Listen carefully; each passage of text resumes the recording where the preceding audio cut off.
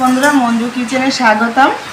জন্মাষ্টমী উপলক্ষে আমি একটা কেক বানিয়ে দেখাবো আপনাদের। কেক বানাতে লাগবে তাল দিয়ে কেকটা বানাবো।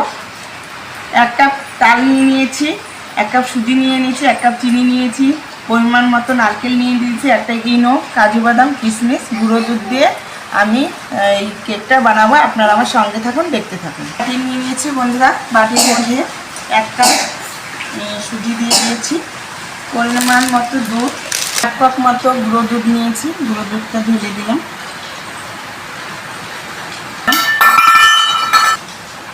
তাল দিয়ে নিয়েছি, 1/2 কাপ মতো চিনি নিলাম, তো 1/2 কাপ মতো দুধ দিয়ে দিলাম, গরুর দুধ।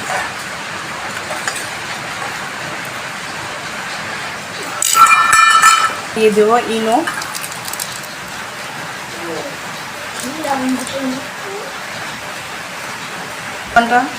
ঢেকে রাখবো। ঢেকে রেখে আমি পুরটা বানিয়ে নেব। মাখানো হয়ে গেছে, এখন আমি আধা ঘন্টা রেস্টে ঢেকে রাখবো। এখন এই নারকেল, চিনি এই দিয়ে আমি একটা পুর বানিয়ে নেব। বন্ধুরা, চিনি দিয়ে নারকেলটারে ভালো করে মেখে নেব।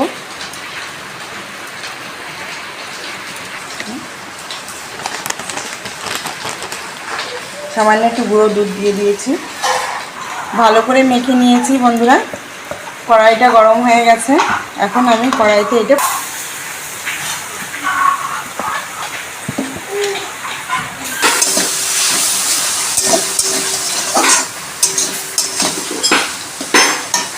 দিয়ে দেবো 2টো এলাচ দানা,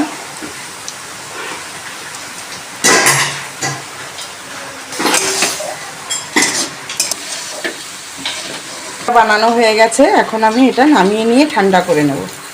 তেল দিয়ে দিলাম বন্ধুরা, আর দেখুন কি সুন্দর ফুলে উঠেছে। আর সামান্য একটু তেল ব্রাশ করে নেব। তেলটা ভালো করে মেখে নিলাম।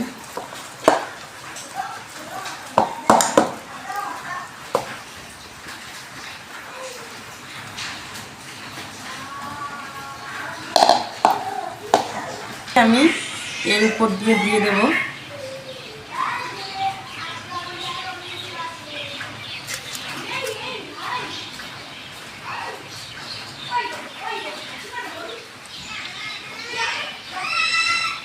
দিয়ে দিলাম যে আধাটুকু ছিল সেইটুকু উপরে দিয়ে দিলাম।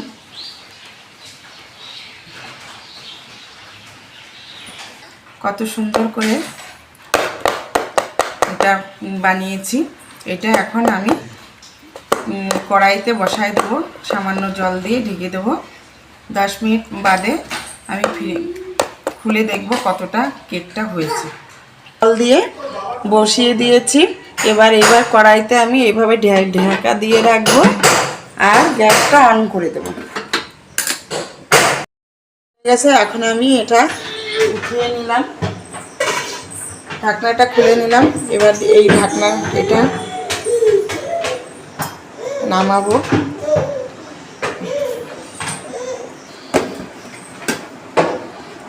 ঢাকনাটা খুলে দিলাম। দেখুন বন্ধুরা, কত সুন্দর হয়েছে। কৃষ্ণ নামটা বোঝা যাচ্ছে বন্ধুরা, কত সুন্দর কৃষ্ণ নামটা লিখে দিয়েছি। এইভাবে আপনারা কেক বানাবেন, এইভাবে কৃষ্ণ নাম লিখে দেবেন। কৃষ্ণর বার্থডে ডের জন্য কেক বানানো হয়েছে জন্মাষ্টমীতে। এভাবে কেক বানাবেন। এবার এটা আমি তুলে নেব। এভাবে পেপার দিয়ে নেবেন, তাহলে উঠাতে খুব সুবিধা হবে। এই দেখুন কেকটা উঠে গেছে পুরো।